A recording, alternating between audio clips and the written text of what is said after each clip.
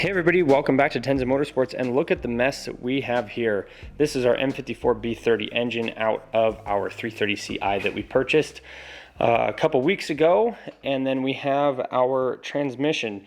Now I want to show what state our clutch is in, because like I said in our last couple videos, the clutch was not making any noise when you had the pedal in, and when you let the pedal out, it was making a terrible ruckus. And the reason for that being is that the pilot bearing wasn't where it was supposed to be. So right in here is where your pilot bearing is supposed to sit. And when I pulled all this apart, I looked in there and I was like, oh my goodness, there's not a pilot bearing, because that's what I was checking. I thought maybe the throwout bearing was bad or the pilot bearing was bad. Well, there just wasn't a pilot bearing in there. Where it was in between this pressure plate and the clutch disc. So what happened, I think, is that the previous owners pushed the pilot bearing in there. They didn't seat it properly.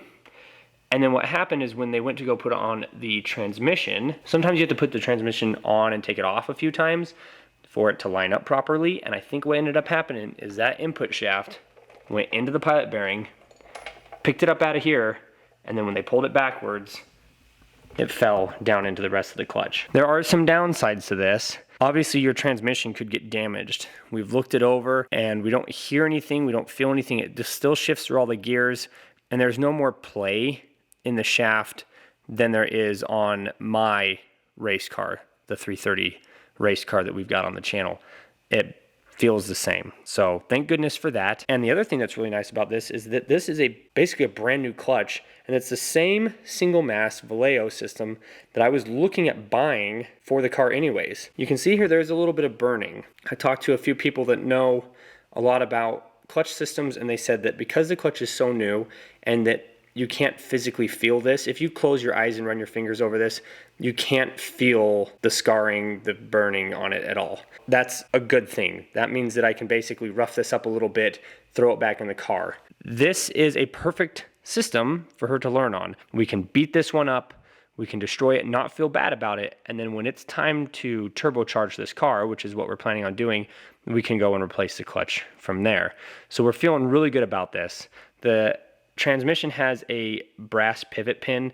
I'm not sure how many of you remember, but I have a thing with those brass pivot pins. Haven't been very happy with them. I'm sure for most systems they're fine, but a lot of clutches that are heavier, it just digs a clutch fork into it and just shaves the top of that pin off.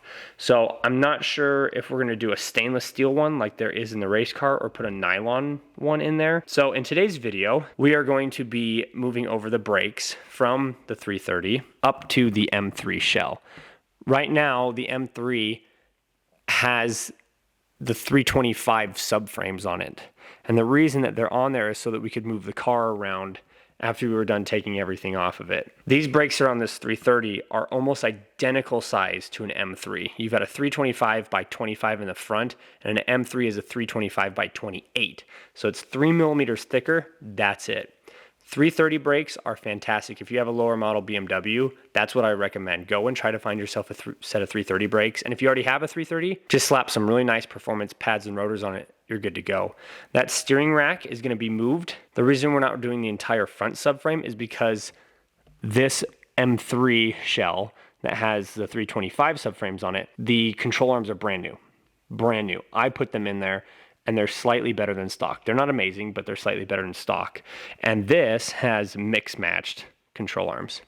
So we're gonna be moving the steering rack, which is a different steering rack, a better steering rack as far as I know. And then we'll be moving the brakes. The rear subframe will have to be completely swapped over because I'd really rather not try to swap a diff and find out that there's fitment issues later. I'm just going to pull the entire rear subframe out of this and pull the entire rear subframe out of that car there. So that's what I'm going to be doing tonight. It's not a super crazy video. This is more of just kind of an update showing where we are with the process. Pretty standard stuff, just moving everything over. So if you have any comments or questions about this topic, leave them down in the comment section. If there are any things that I find that are abnormal to this project, I will make sure to stop and record and show those.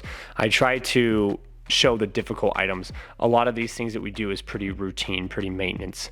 So not everything needs to be recorded.